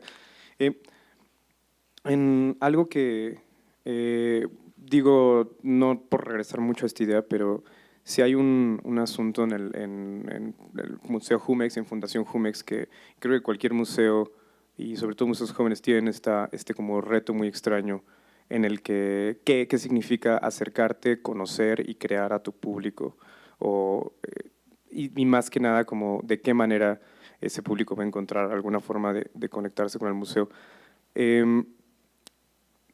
Esta sesión, que en realidad a todas luces es un piloto para nosotros, tiene el propósito de iniciar una serie de iteraciones que creemos que lo que ocurre normalmente con nosotros en estos año y medio, casi 2 años ya que llevamos de historia del museo, es que más bien se tiene una idea de que hay que hacer lo posible por atender a un público que no sabemos bien cuál es y hacerles llegar los contenidos de las exposiciones en base casi como a esta lógica del que primero llega, primero atendemos o algo así, como una noción de que los contenidos tienen que estar listos para ellos fuera de una línea curatorial, y entonces el Departamento de Educación básicamente lo que había estado haciendo era generar eventos o actividades, talleres, no sé, muy aliados al programa de exposiciones, ¿no? Vinculaciones temáticas. Lo que queremos hacer ahora, y que tiene que ver como con esto, o sea, como con quienes han respondido un poco a esta convocatoria, es crear una serie de un programa aparte, que eso en realidad nos beneficia a nosotros independientemente de lo que esté exhibiéndose arriba o no, ¿no? Porque por el momento es una sesión que definitivamente tiene que ver con el trabajo de Luis y con el carácter geográfico y discursivo de la muestra, pero la idea es que seamos capaces de, bueno, número de terminar nuestro equipo de educación, que como equipo aún no estamos completos, pero una vez cerrado ese proceso es utilizar, porque no todos ustedes tampoco tienen, no todos los que están aquí son profesores en una institución o educadores en una institución que tiene alumnos o que tiene una población escolar. Pero eso no significa que vayan a responder de una forma u otra, ¿no? Primero los conocemos a ustedes, quizás después conocemos entonces a sus alumnos, quizás a algunos no les interese para nada este tipo de trabajo y quieren acercarse de otra manera, pero entonces cada uno tendrá la oportunidad de responder a todas las demás convocatorias que hagamos sobre esta misma línea, cuya población somos básicamente los que hemos comenzado a responder a esto, ¿no? En tanto a la apertura del museo, yo creo que los museos en realidad, bueno, no sé, no voy a hablar en los museos, pero, o sea, como este museo no es que esté como abierto o cerrado, es demasiado como pronto para decir eso, pero sí puede ser desconocido. Y creo que hasta hace muy poco sí nos hemos dado cuenta que ese es el principal problema del Museo Jumex, que es como este edificio muy bello en el que no se comprende muy bien qué tiene dentro y qué está pasando allí, ¿no? Entonces, un poco tener diferentes ópticas hacia lo que puede ocurrir acá es el propósito de iniciar programas como este. Yo creo que aparte de que no hay baños en todos los pisos,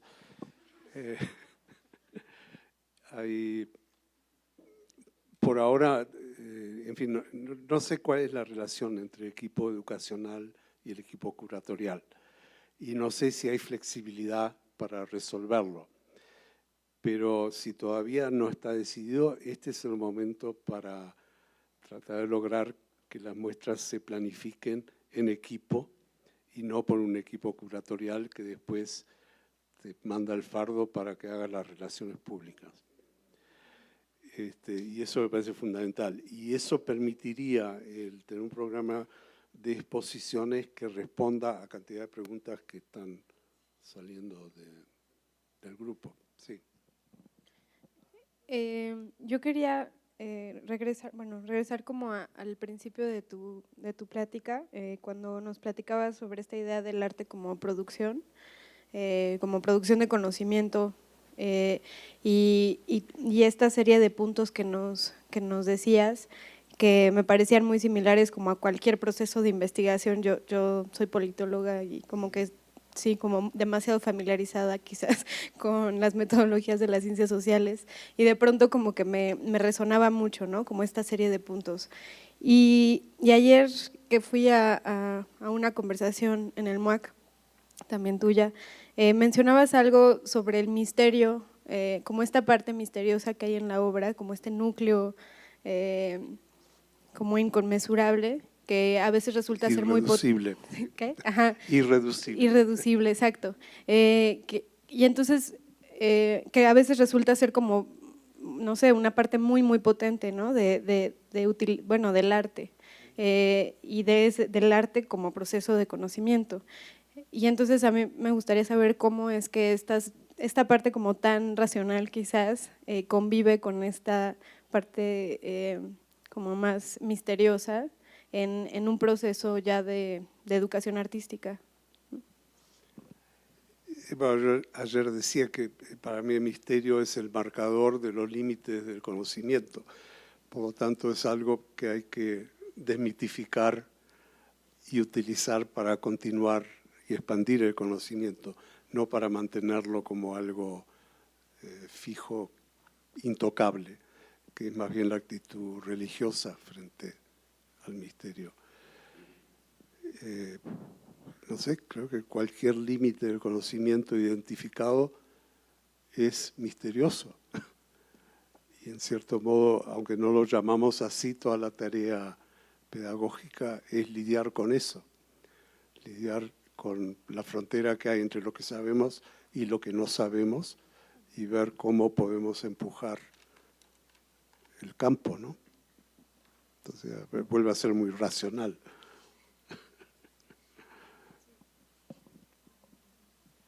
Sí.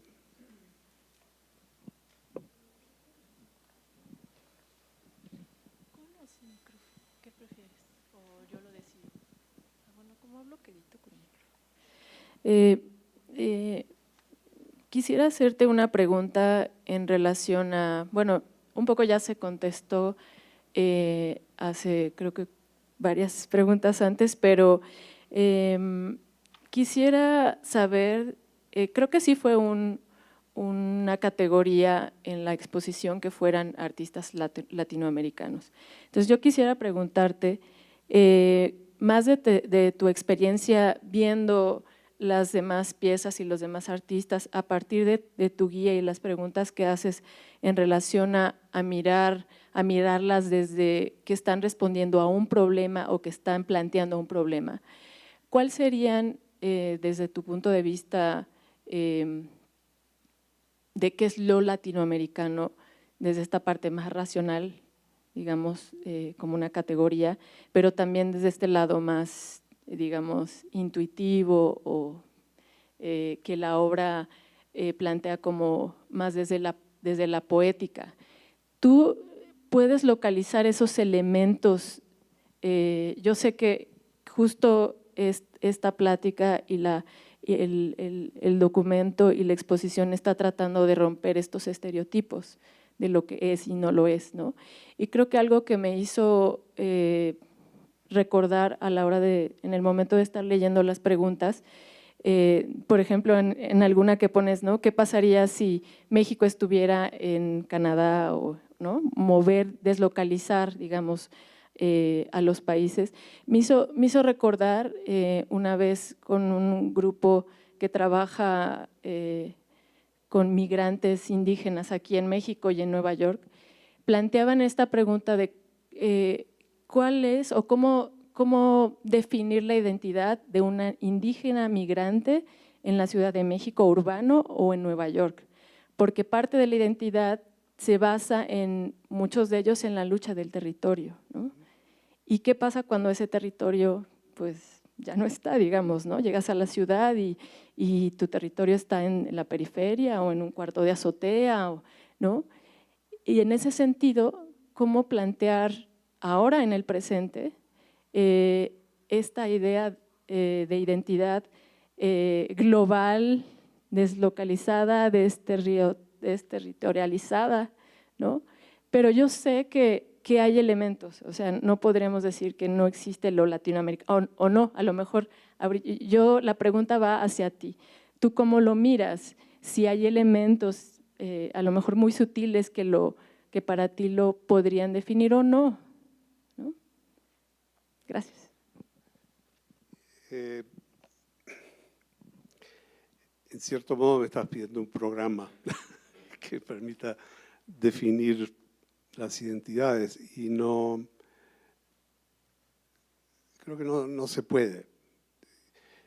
En última instancia, el criterio de la muestra sigue siendo geográfico, es decir, es gente que como persona tiene una vinculación geográfica con América Latina, algunas más permanentes, algunas diaspóricas y algunas asumidas. Yo no sé si Francis Alix es un artista mexicano o belga. En términos de sensibilidad, lo puedo ubicar en las dos cosas, ¿no? A lo largo del modernismo y lo contemporáneo en Bélgica, yo veo que hay una continuidad entre Magritte, Brothers y Alix, que puede dar una especie de configuración más local y muy distinta a la que le atribuiría a Francia, por ejemplo. Con Latinoamérica, yo creo que hay algo también en la definición del arte. Para mí, lo que hace arte para nosotros no es definitivamente el formalismo norteamericano y ni siquiera es la referencia totalmente artística. O sea, yo no entiendo el arte, especialmente de mi generación, como que se pueda leer aisladamente de la teología de liberación, de Paulo Freire, de la poesía concreta brasileña. Entonces, de golpe, es un campo mucho más borroso, político-cultural, que en otro lugar donde las referencias son, esto viene de Picasso y de Picasso pasó a Matisse y de Matisse pasó a tal cosa, y te puedes manejar puramente en una abstracción artística separada de la vida cotidiana. Eso no, creo que no funciona, o sea que no lo aceptaríamos. Ahora, de allí a decir, eso es típicamente latinoamericano porque tiene tales ingredientes, no lo puedo hacer. Una obra de un artista, entre comillas, latinoamericano, insertada en otro grupo de arte, puede pasar como perteneciendo a ese grupo. Pero lo que pasa ahí es que la obra se entendería dentro de ese contexto, pero como obra misma no se entendería al 100%. Entonces ahí entra algo que yo llamo la mirada arqueológica, o sea que de golpe sí empezás a proyectar desde otra cultura cosas sobre la obra que no corresponden a la cultura original. Entonces, yo miro algo precolombino, yo no tengo idea qué es lo que pasó allí. Y al final la referencia mía es formal, me gusta esa forma, que es lo que condicionó el cubismo con el arte africano. No tenían un cuerno de idea que era ese objeto, solamente sabían que les gustaba. Y entonces adoptaron formas sin contenido.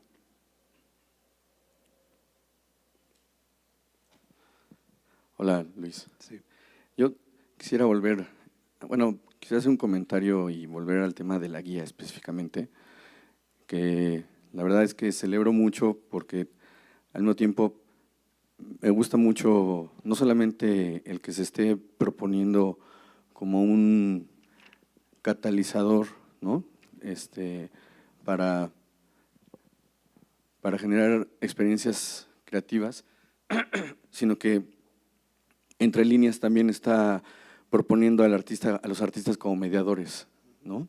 Entonces, de alguna manera, a mí me interesa mucho esa parte, ¿no? Cómo a partir de un ejercicio de generar un dispositivo de reflexión, se puede desarticular esa figura del artista exclusivamente también como productor de objetos, ¿no? Y más como un procurador de pensamientos, ¿no? Y también me llama mucho la atención que entre líneas también de alguna manera se está haciendo referencia a cómo se puede proponer al museo como un catalizador de experiencias de aprendizaje. Sin embargo, esto supondría el cambio de mirada del objeto artístico, ¿no? O sea, propondría que nosotros como visitantes, que a mí me gusta más ese término, ni espectador ni público, sino como visitantes, tratar de cambiar la mirada con respecto al objeto artístico. Pero la pregunta, bueno, el comentario que tengo es, ¿cómo podemos proponer al museo como catalizador de estas experiencias si los modelos de visibilidad del objeto y de producción del objeto siguen siendo los mismos? Porque entiendo la crítica que tú haces con respecto al canon, de cómo se percibe y se aprecia el objeto artístico, pero también creo que sigue existiendo un canon de producción, visibilidad y consumo y recepción del objeto artístico, ¿no? Esa sería una de las ideas que me detonaron tus palabras del texto anterior que leíste. Luego, en esta idea del canon, también yo pensaba, a pesar de que celebro muchísimo la edición de esta herramienta, que a mí me gustaría también que puede funcionar como un objeto de estudio para otro tipo de muestras que puedan suceder aquí, ¿no? Espero que sirva. Pero justamente ahí, yo no sé si también la producción de este material entra en una paradoja en su propio servicio de mediación, ¿no? O sea, por un lado, ayuda y facilita y genera este campo de recepción conceptual, pero también, al mismo tiempo, creo que podría servir a continuar el canon museal, ¿no? Del cual fue detonado. Por eso digo que es como una suerte de paradoja, ¿no? Porque finalmente, pues, sigue existiendo si no un canon para percibir la obra, se está proponiendo otra manera de ver, pero sí hay un canon museal por el cual fue producida esta exhibición, ¿no? Y muy particularmente una visión correspondiente a cierto tipo de tendencias globales del objeto artístico y de su modo de percepción y recepción. Y eso me lleva a otro pensamiento, que es, si esta guía para maestros también supone un conocimiento unilateral frente a los que no están dentro de la práctica artística o al circuito de reflexión de las prácticas artísticas, ¿no? Sería interesante que la tarea para el museo, en este caso el cual está procurando que personas como tú vengan, también pudiera producir guías para estudiantes, maestros y para curadores y coleccionistas, ¿no? Porque de pronto también un poco me resonaba lo de las preguntas, no solamente por la cuestión de la territorialización de los problemas o no, sino más bien la estructura misma del problema, ¿no? Parecería como que a veces el museo tiene un peso específico de razón sobre los que vienen a transitar por el mismo museo, ¿no? Y eso lo vuelve monolítico. Eso le pasa a todas las instituciones, no estoy hablando de esta nada más, ¿no? Entonces, digo, son más que preguntas hacia ti, eran como inquietudes que me detonan a partir de esto que ha estado pasando y las paradojas que yo considero suceden cuando uno también funciona como facilitador de la experiencia artística, ¿no? Lo digo yo como autocrítica también, ¿no? Trabajo en un museo y me he enfrentado a estos mismos problemas. ¿Tú qué piensas al respecto de todas estas inquietudes? No, bueno, todo lo que hacemos termina cooptado y utilizado. o sea que no hay manera de salirse. Pero hay situaciones que son más abiertas que otras, entonces el partir de un pensamiento de problematización y de dilemas incluye la percepción y apreciación del objeto, mientras que la apreciación del objeto no incluye la problematización. Entonces hay una chance de que al pasar al otro plano estás empoderando más a la gente de lo que estaba siendo empoderada al principio. Y al final siempre es dónde está el poder y dónde se limita o se comparte, ¿no? El museo, por definición, es un núcleo de poder. Entonces, lo que estamos discutiendo acá es cómo obligamos al museo a compartir ese poder en lugar de monopolizarlo. Y eso es complejo. O sea, una es la parte de educación y la guía, en cierto modo. La otra es que el museo acepte al educador en los mismos términos que acepta al curador. El curador en el momento es un servidor del canon y del museo, mientras que el educador está distorsionado para servir de relaciones públicas a esa función en lugar de empoderar al público y competir con el monopolio del poder. Eso es algo que tiene que discutir el museo directamente, ¿no? Y ayer alguien también me preguntó en el MUAC y le dije, bueno, hagan una reunión y que los educadores digan, bueno, ¿qué problema tenés conmigo al curador? Y que el curador responda y en ese intercambio lentamente encontrar una plataforma común con la cual puedan afectar la situación de poder institucional. Entonces, en un museo privado es muy posible que el señor Jumex, no sé su apellido, diga, bueno, se van todos al carajo, yo busco otro equipo porque quiero mantener el poder. O diga, tienen razón, yo abandono mi posición de patrón y hagan lo que ustedes estén planteando. Y en ese sentido, menos en México por el momento, pero sí mucho en otros países, toda la función cultural está siendo transferida de la responsabilidad gubernamental a la empresa privada y es muy problemático, pero ahí es donde está el dinero. Entonces ese dinero se identifica con la acumulación de poder institucional y de golpe el canon ya no se define por un proceso democrático, sino por un proceso de intereses empresariales. Y eso es muy peligroso. O sea, aparece como filantropía, pero es una distorsión cultural muy fuerte, ¿no? No sé cuál es la solución. O sea, yo soy muy pesimista y siento que estamos entrando en un neofeudalismo que no sé cómo pararlo. Hagamos lo posible por resistir y siempre buscar la parte que comparte el poder en lugar de la que permite acumularlo. Entonces hay que horizontalizar la pedagogía, hay que tratar de horizontalizar la comunicación institucional con la gente y hay que equipar a la gente para que pueda cuestionar con la mayor información posible lo que está pasando. Y no la vamos a ganar, la vamos a perder, pero por lo menos nos vamos a sentir mejor en el esfuerzo. Yo propongo interrumpir 5 minutos para cambiar de piso y seguir. ¿Es posible? Damos una pequeña pausa y después quizás unos 10 minutos más, 15 minutos más de una plática. hora más, 2 horas. Okay. La próxima es a las 4, así que no.